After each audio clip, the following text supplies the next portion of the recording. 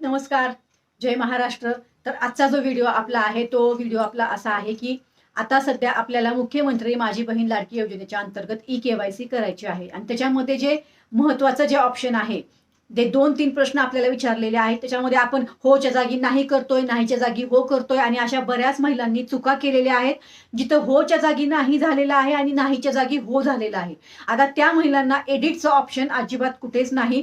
तर सरकारने ह्याच्यावर आता एडिटचं ऑप्शन देणं खूप गरजेचं आहे. कारण ज्या महिला शिकलेल्या नाहीत, ज्या ग्रामीण भागातल्या आहेत किंवा ज्या महिला शिकलेल्या आहेत पण त्यांना समजलं नाही की कुठं होय करायचं, कुठल्या प्रश्नाला नाही करायचं, कुठल्या प्रश्नाला हो करायचं, तर त्यांनी काय केलंय होच्या जागी नाही केलंय, नाहीच्या जागी हो केलं. त्यामुळे त्या पात्र जरी असल्या तर त्यांचा फॉर्म अपात्र होण्याची शक्यता आहे. त्यामुळे सरकारने आत्ता सध्या पोर्टलवर जी ई-के-वाय-सी चालू आहे तिथं एडिटचं ऑप्शन देणं खूप गरजेचं आहे.